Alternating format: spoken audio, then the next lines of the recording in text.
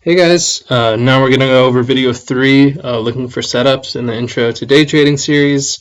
I've put together a PowerPoint for this one since it's going to cover pretty much a lot of the technical analysis that I've learned over the last several years. I'm hopefully going to try and condense it into like a 30-minute video, but bear with me. Like I said, I'm doing this live. I'm not going to edit this too much, so apologies if I fumble around a little bit. But yeah, with that, let's get to it.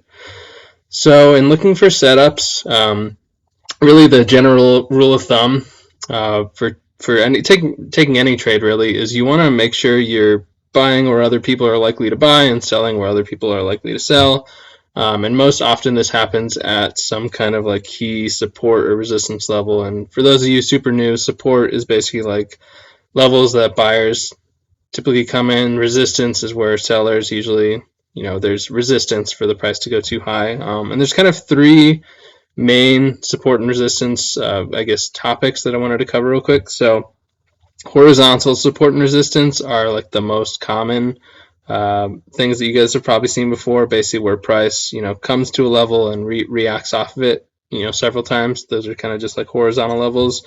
Order blocks are something I've actually learned fairly recently as well. They're kind of like fine-tuning the ranges of support and resistance, and I'm going to exit out of this if I can. I'll show you the screen.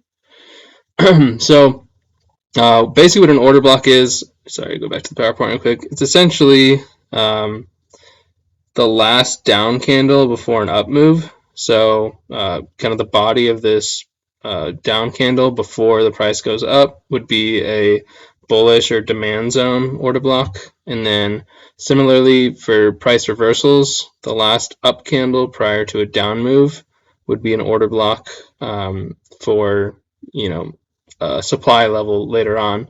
And this guy Nate from Everfire, he actually has a free crypto channel and he shares his ETH supply and demand levels pretty regularly. So I'll show you guys that too. I think it's, oops, sorry. Yeah, I apologize for the jumping around a little bit. I think this is it. Yes. All right. So this is Nate's kind of live supply and demand chart. So he's got multiple time frames in here, but essentially what he's done is looked at, so this is a 1 hour chart, so we can actually look at one of these example. So right here, you can see there was this red candle. I don't want to highlight it because the thing's but you see this red candle. Basically, he uses the wicks as well. Some people just use the bodies of these candles for order blocks. Some people use the wicks, but basically this last red candle prior to the up move formed a 1 hour demand. Let's look for another example at supply. So right here, this 1 hour supply order block, you can see this kind of green candle right here. He basically placed the order block between the bottom wick and the top prior to this move down. And you can see that these order blocks often like act as kind of supply and resistance range or support and resistance ranges, and I think they're pretty helpful. If you want to actually draw these yourself, I think I have the XRP chart here. There's two ways to do it. In these trading view tools, there's this flat top bottom that you can basically just click, drag it across, and go up or down however much you want. I actually just found out there's a parallel channels one as well, which I think is kind of nice. Same thing, click, drag it across, pull it down. The nice thing with these is it draws the like midpoint of these as well, which is often useful. We're going to talk about using that for stop losses later on. So for order blocks, I think this parallel channels option is really helpful for that. So that's support and resistance and order blocks. Just real quick, you can see back in the history for XRP on the weekly, it was having a hard time breaking through this level, kept rejecting down, and then once it finally broke up, now we've seen it's come back to this level, both the horizontal support and then you see this last red candle prior to the move up. That's a big like weekly demand level, big order block, and so there's basically we like barely touched it and price has been holding up above it. So moving on to the next one. Trend lines. So a lot of people are familiar with the horizontal support and resistance, but trend lines are just as powerful, if not more powerful, for levels where buyers and sellers will come into place. So in this example, ETH 4-hour chart, once these two kind of pivots happened, you could have drawn a trend line connecting the wicks on these, and you can see as it came into that trend line in the future, it was rejected again and again and again until finally it wasn't. Sometimes, like especially the third hit of these trend lines, the price will pierce it a little bit, and so that's just something to be aware of. But typically, the third hit of a major trend line is usually like a pretty good level to look for reversal. The fourth and fifth, etc. Like basically, the more times a trend line gets tested, the weaker and weaker it gets. So typically, like the third hit of a major trend line is pretty reliable, even if it pierces a little bit. But as it gets further along, there's more of a risk that it's going to turn into a breakout. And as you can see here as well, after these two pivots happened, you could have connected these wicks to create an uptrend, and then that was forming a new support level, which it eventually pushed up off of. I also have an XRP chart here.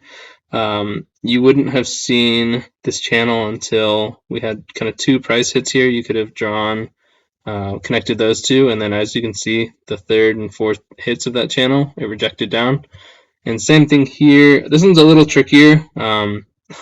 It's kind of an art as well as a science. Sometimes these trend lines happen with like a prior local high and a local, so that's like how I kind of drew this one. It's also somewhat parallel with this top one. I think that's how I kind of put this together, but you can see it formed a trend line that, again, third time it was hit, respected it as support.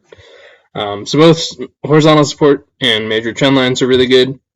Another thing people aren't super familiar with are these Fibonacci levels, both retracements and extensions.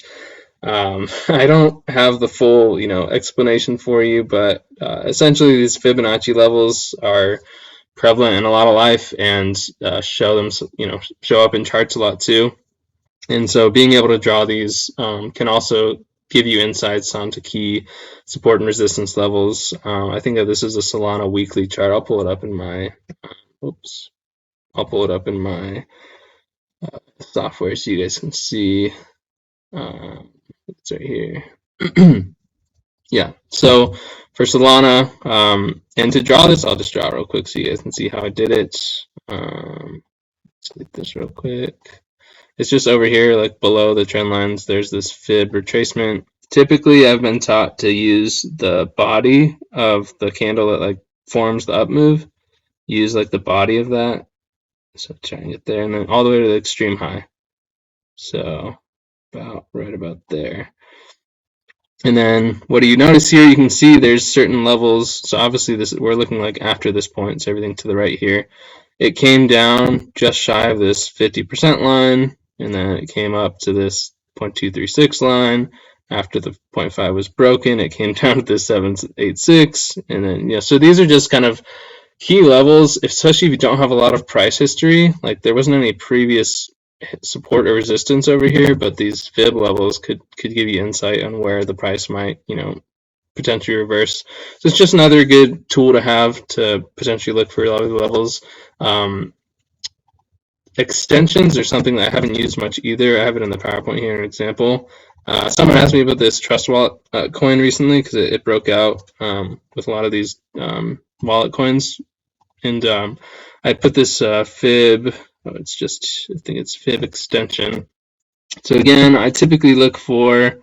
I think you could either probably draw it off this low down here. I think I drew it for him off this one. The body of the candle prior to the move up. So I draw it from here, and then the highest extreme was like around here. So I'll connect it to that and drag it across. And what do you notice here? Sorry, let me make sure it's flat. There were kind of two key levels. I think this is the 0.618.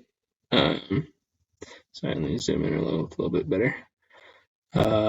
Yeah, the 0.618 at 2.33, it bounced right off that the first time, and where did it kind of stopped at this 236, and then it actually stopped a little bit shy of this one, which is around like 2.76. But you can see like these Fibonacci extension and retracement levels are super helpful, because like if you don't really have any price history to estimate where this is going to go, these fib extensions can give you a lot of insight on like where you might want to take profits on like a breakout where there's not really any price history. So I just want to show you guys those. Moving on. Market structures. So pretty much at any point in time, market structures can be defined as either ranging or trending, and you can obviously have like bullish or bearish. So ranging market structure, also known as like accumulation periods, is typically just where it's literally just going up and down in between a range low and a range high. And typically the strategies buy the support, sell the resistance, expect it to go, back between. The midpoint is often significant for these market structures as well.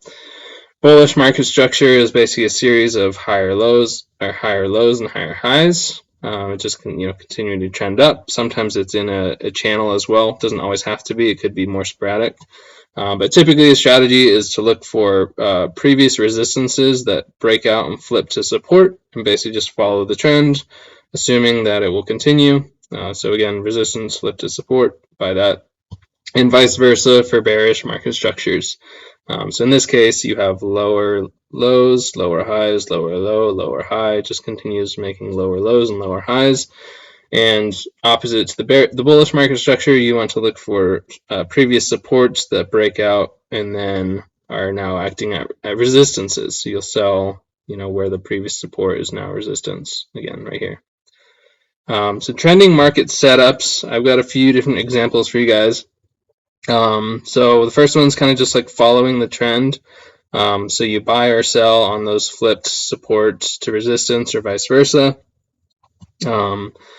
As I said before, once the support level is broken, it should now act as resistance. And then, so I have an example here of the Bitcoin crash this summer when we kind of broke down from 30K all the way sub 20K. And I'll show you guys a zoomed in example down here. So I had this trend line right here I showed you. So this is this is 1 hour, so it wasn't like super high time frame, but a pretty significant trend line that was making higher lows here, and then all of a sudden it was broken down, and we had our first example, and this is also a support level around like 29.3.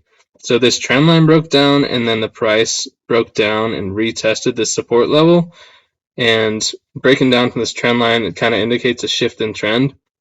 So this could have been the first level that you could have shorted, a broken support that now acted as resistance. And then I have a few other examples down here you can see a little bit better. We had a support level around 28K, kind of the bottom of this wick here. And what did it do? It broke down from it and came back up and retested it. Now it acted as resistance. You could have shorted that to continue down. This third one, we had a support level around like 26.6. It didn't quite come all the way back up to it, so you probably would have missed this sell here, but if it came up all the way, you could have shorted this as well. And then at the bottom, there are a couple more examples where we had a little bounce off of this 22.7. I think this is like the 200-week moving average or something, if I remember right. We had a little bounce, broke down through it, and now this support flipped to resistance a couple times. So basically just following the trend, looking for supports that break to resistance, or if it's an uptrend, looking for resistances that flip to support. As far as like profit taking on these moves, you can either use like a trailing stop. Most exchanges have those where you can say if price reverts like 10% against me, then cut me out. Or you could look for those order blocks. If you look on like previous price history where there is like a major daily or weekly order block, maybe that'll be a good level to take profits. Or you can just wait for the market structure to shift. So eventually, it went down to like 17.5 or whatever, but eventually we got a higher low at some point, either above this 22. So you could have just waited for a market structure shift, and then you could have cut there as well. Descending channels and vice versa for ascending channels. Excuse me, I'm gonna get a drink real quick. I've actually really been enjoying using these channels lately. So after you have kind of two pivot points, so say that there was a pivot point here and here, you can connect a line between them, both on the top and the bottom.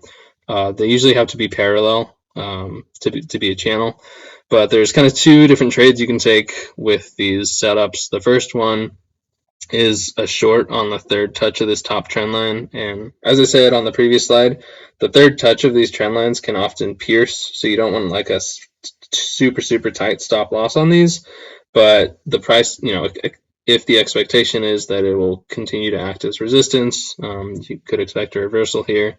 And then the take profit levels are usually kind of the previous low that it made, which often coincides with like the midpoint of the channel. That would be like your TP1, your first take profit level. And then the opposite side of the channel would be your take profit 2, kind of those two levels. The second setup with these channels is basically a breakout and retest. So I forgot to mention these descending channels typically, like more often than not, break out to the upside. You can see this infographic here. This is a bearish flag, so it's an ascending channel that typically breaks to the downside. So this is the opposite. Descending channel typically breaks to the upside. So if you see price break out, and this is usually like on the 4th, 5th, 6th test of this channel, it's usually not the 3rd, but you'll see a breakout and then a retest. You can enter a long on the retest of this channel, and the measured move kind of price target from this is basically the low it made inside the channel up to kind of where it broke out, and then you add that position to like where it broke out. So I don't have like prices on here, but effectively just copy like the length of this and add it to where it broke out, and that would be your price target. For stop losses on these, typically like within the channel before it broke out, there will be like a candle that like thrusts up out of it. You could put it like the stop loss just below that candle, or if there's like a red candle right before it moves up, you can use that as like an order block. Sorry. And or if there's just kind of like a little support level down here, you could put the stop loss. I'll talk a little bit more about stop losses in a future slide, but stop loss a little bit below, kind of a level in here, and then your take profits up top. Trending markets also have these continuation patterns. This descending channel is basically a level where there's a support that's kind of flat and buyers are trying to keep defending it, but the sellers keep coming in more and more aggressively, like, front running each other more and more and more. The typical setup is to look for it to break down from this channel and enter a long or a short on the retest. If you see these first two touches, you could actually take a short up here as well. Assuming that this pattern will break to the downside. It doesn't always, but that would be kind of an aggressive short instead of waiting for it. These bearish flags, again, like I said, these ascending channels typically break to the downside. So this is kind of the same example I talked about. Price comes down, forms an ascending channel, typically breaks down. You could enter a short on the retest. And then these symmetrical triangles are most often a continuation pattern. So price comes down, forms a triangle, it most often breaks down, but the probabilities on these are like, I think about 60%. So I don't typically like to trade these until they break down like this.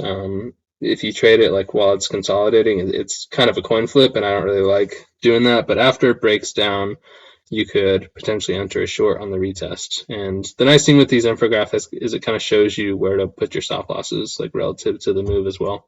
And yeah, the measured moves for these are shown as well. So I've got a practice for you guys. If you want to pause this video and kind of look through these questions. So I've got this AVAX chart. I want you to get a pull up from January 2022 to June 2022. I typically use getaurox.com. They have a terminal, or you can pull up TradingView, whatever charting platform you use. But take a moment to find this 4-hour chart and then look through these questions for key support and resistance levels. If you can identify a shift towards the bearish, and then do you see any supports that flip to resistances on the downtrend where we could have, followed the trend? So pause this video real quick. and see if you can, answer these questions, and then I'll go through the answers on the next slide. All right, so pulling up kind of my charts, you can see support and resistance levels. I kind of looked at, it looked like we had, some price reaction around $97. We also had this level that was, quite a few price pivots off at around $80. Another one that looked like there were pivots around like $67, and then finally this low around like 54. So those are kind of the key support and resistances I found. And then there's also this trend line. If you connect these pivots coming up here, that was a trend line I found. So can you identify when the chart first indicated a bearish shift? I mentioned there's a trend line. So on April 13th, I don't have the time, but this was like April 13th, the price broke down from this major trend line, and rather than reclaiming it like it did earlier, it broke down but reclaimed it. We broke down and rejected off it again. So this kind of indicated a shift in trend. It also coincided with this $80 resistance. And so that's kind of an indication, okay, like we broke down from this upward trend lines. We might be seeing a shift in market structure. And another thing too, like you can see kind of from about here, we had a series of higher lows and higher highs, higher lows, higher highs. And then this kind of broke that bullish market structure. So there's like a shift in market structure as well. And now we're starting to see lower lows and lower highs. So there's kind of two things you can look to see how the trend might have shifted. And then I have a few different levels here that you could have looked to short on the downtrend. This again, $80 retest here. We had a breakdown of this 67 level that then retested. You could have shorted. And then again, this 54 level didn't quite come back to, but if it did, you could have shorted there. So that's it for trending markets. Now we're going to talk about ranging markets. So reclaims and breakouts and retests. So typically with these range reclaims, you look for where price has established a range high and a range low, and the midpoint's also relevant for these. So this is the ETH 15-minute example. So you would have like known these levels after kind of this point here on. You would have had like a range low, range high. And then what you look for in a range reclaim is basically a deviation below or above the range, and then a reclaim back into the range. And then the entry is actually on the retest of, in this case, the range low. So we had a range high, range low. We deviated below it, came back up, and now we're retesting the range low. You can enter long here. And on the next slide, I'll show you guys kind of a few different options for the stop loss. But the take profits on these, you can either use the midpoint as the TP1, more conservative, but the main target for these is usually the other side of the range. So if you can hold it all the way up here, that's usually the best bet. Usually, pretty good risk to reward. You've got a pretty minimal stop if it hits, but with a really nice upside. And on the next slide, I'll talk about the stop loss a little bit more detail. Another example are these range breakouts and retests. So I apologize if this chart is a little small. I might try and exit to my terminal to show you guys more detail, but basically XRP in this case, this is 4 hour, was in this range between like 39 cents and 31 cents for forever. Like it was just going back and forth, back and forth, back and forth. And then finally, after like several attempts, it broke out from the trend line, came back and retested it, and this is where you would have longed. So I'm gonna try to find this in my terminal real quick. I think it's this one.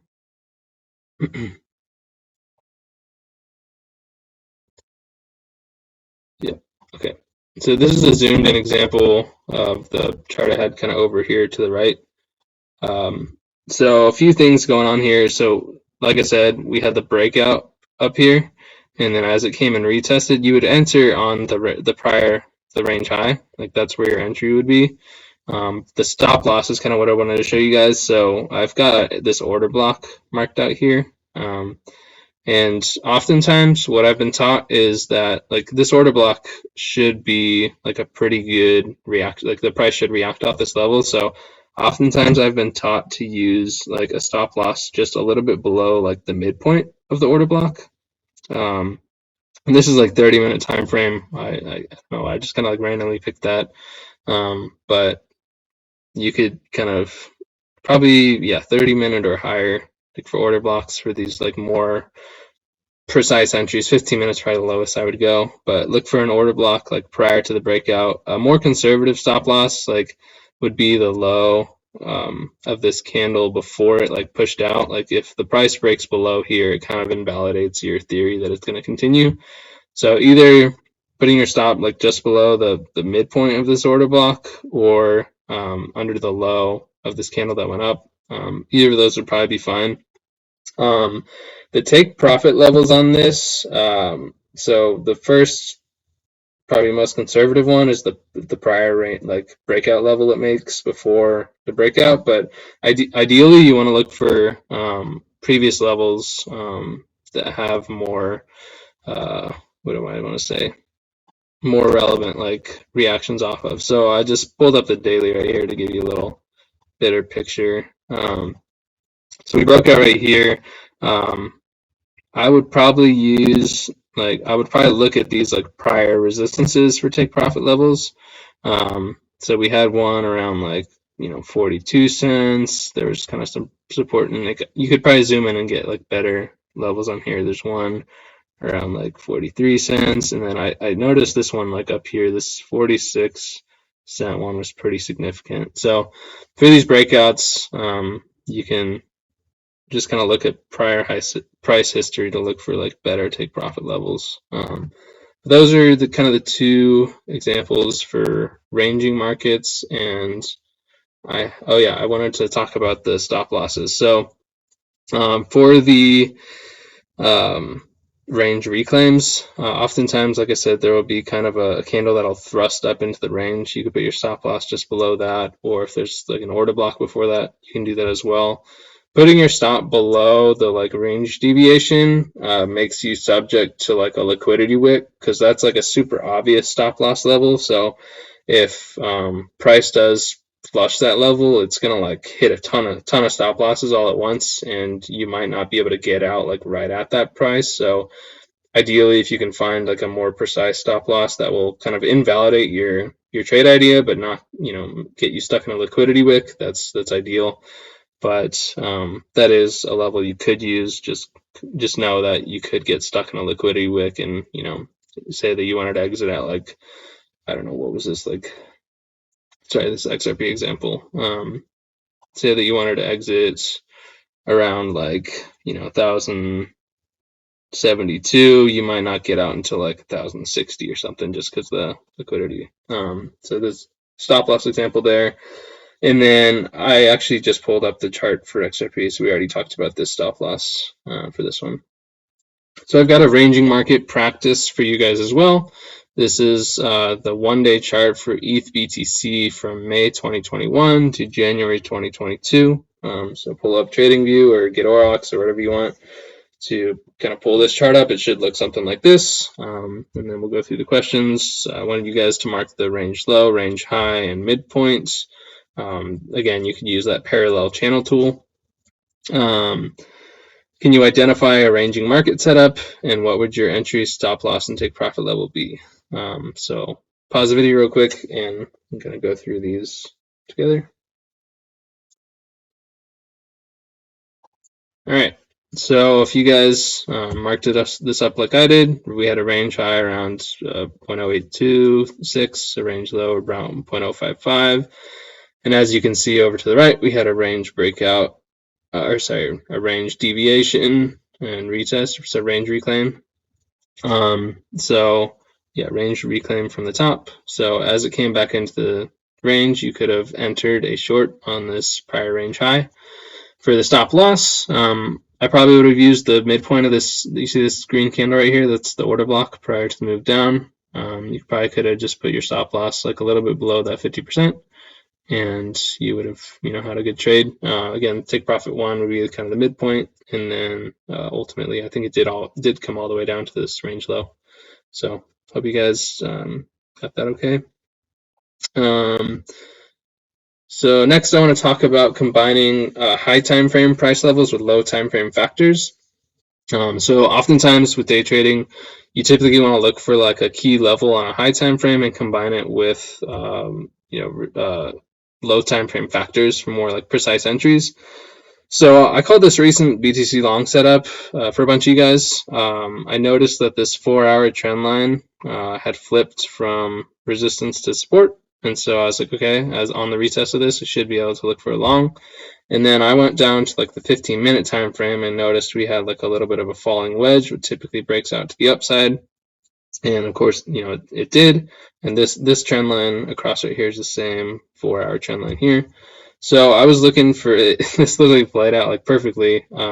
Before this price happened, I drew this like little squiggly. So it came out and it retested this prior 4-hour trend line, and that's where I put my entry. I think I put my stops like I think I did a pretty conservative stop on this one actually. I think I did something around 19,100 or something. I can't remember exactly, but probably could have used this order block down here for just below that. And yeah, it ended up being a really, really great long. I think I took profits a little too early on this one. These major trend lines when they flip can lead to some crazy price action. But this is a really good example of using high time frame support and resistance levels with lower time frame factors to get like more precise entries. So again, I've got a chart pattern practice here for you guys. So this is the chart for Mask, 4-hour chart from May 2022 to mid-October 2022. It should look something like this.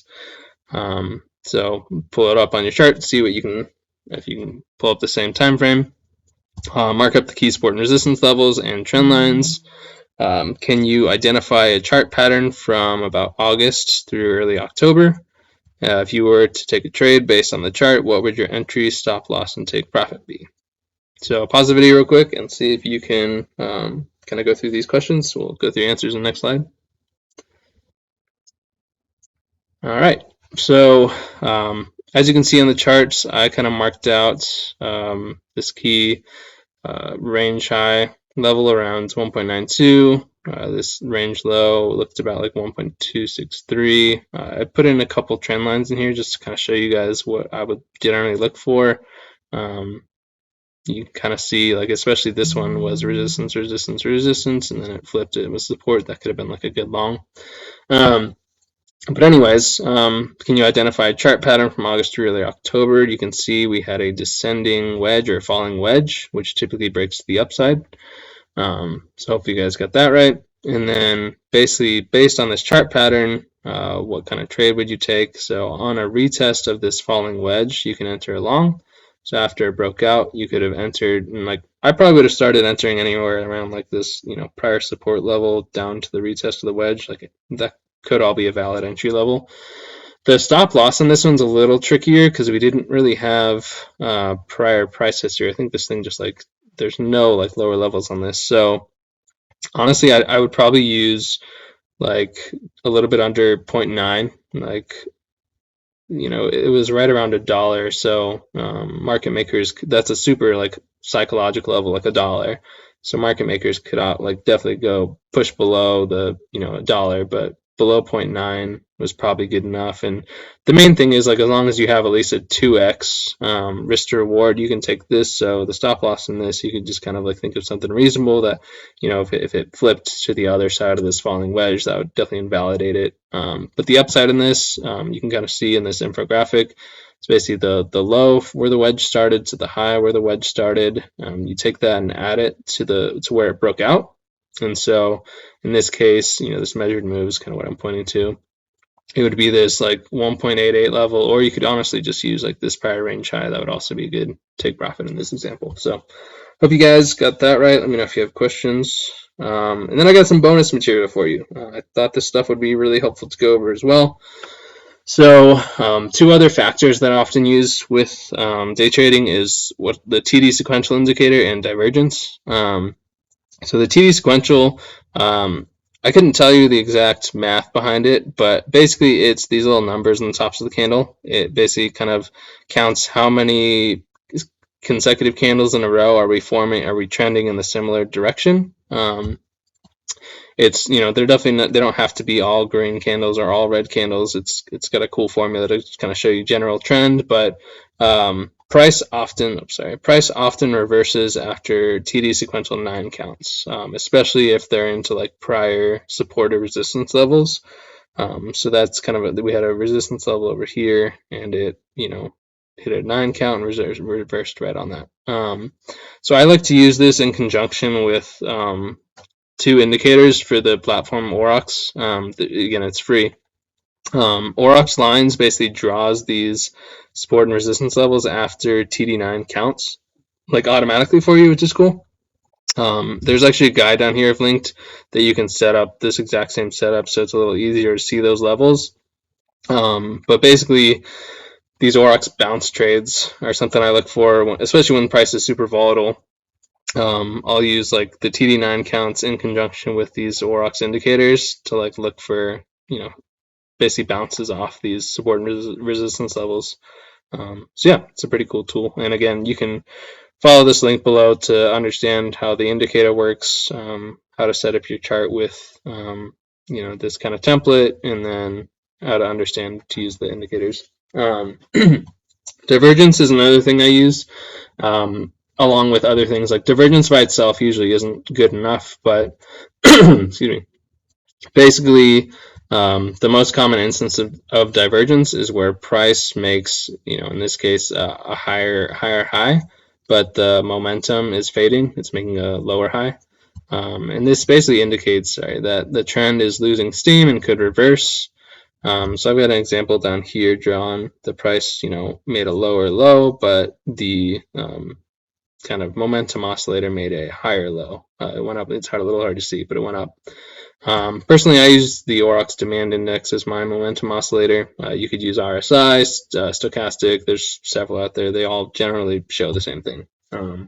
Hidden divergence is a little bit trickier, but can also. I typically just use these main ones. I guess these exaggerate. Like if it makes a double top, but if the price doesn't go exactly lower, but it makes like a double top, and there's fading momentum, that's also still valid.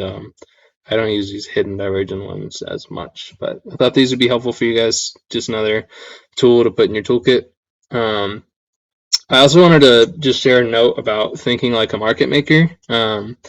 So to optimize your day trading entries, it's often helpful to think like a market maker and look for areas where retail traders are going to put obvious stop loss levels. So if market makers flush those entries, you could get like a more optimal level. I linked a video here that's super helpful on this topic. I highly recommend looking at it. So there's a couple examples here. A few days ago, one of the guys I was following was looking for this XRP long. I don't remember exactly why, but I looked at the chart and I actually used like 5 minutes for these to see like really precise levels. And I saw this 367 level that looked like retail traders. It's like a super obvious level where people are going to put stop losses.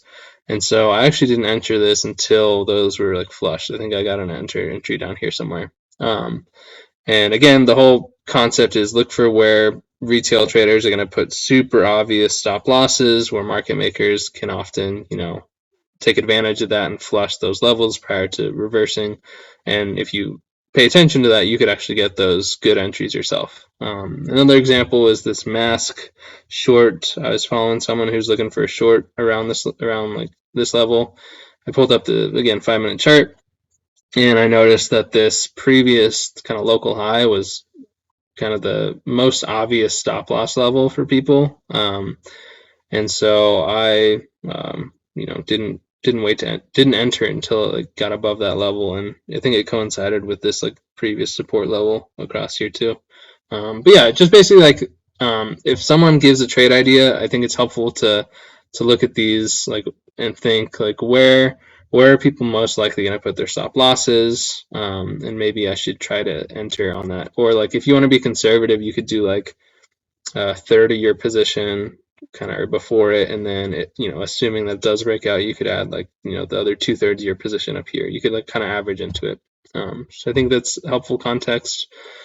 Resources for general directional bias. So there's 2 things I kind of use for this.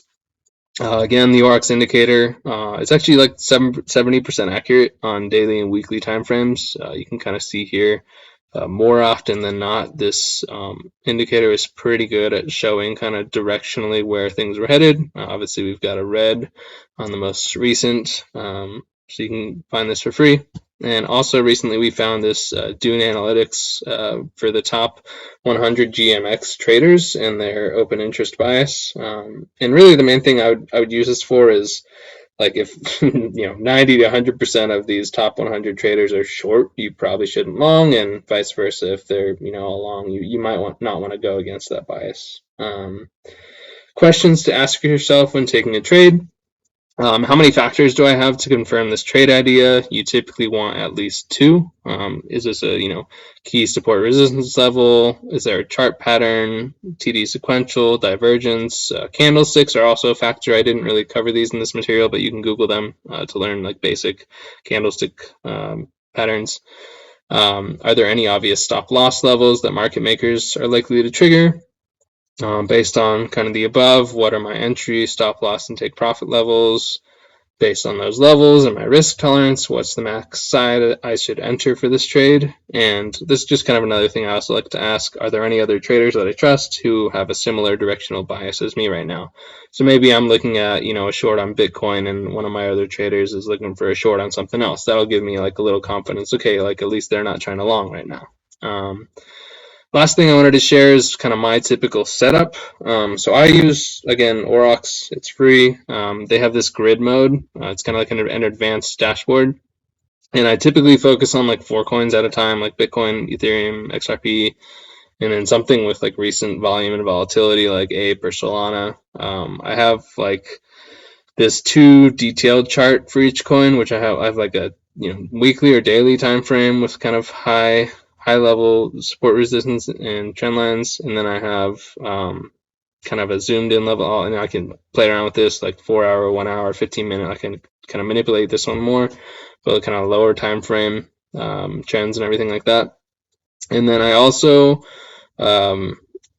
use kind of 4 charts for these Aurochs bounce trades, and I typically use this more often on like super volatile days like CPI release or FOMC if I'm feeling gutsy enough to trade them, because the Aurochs indicator is better during like high volatility times. And it's a little hard to see right now, but I have like 5 minute, 15 minute, 30 and 1 hour. It's usually what I look at, and I'll just see like, are there any kind of bounce trades that I'm seeing on these different time frames. So yeah, hopefully this video was helpful for you. The last piece, I'll go over some key principles for day trading, but hopefully you guys got a lot out of this video. Thanks.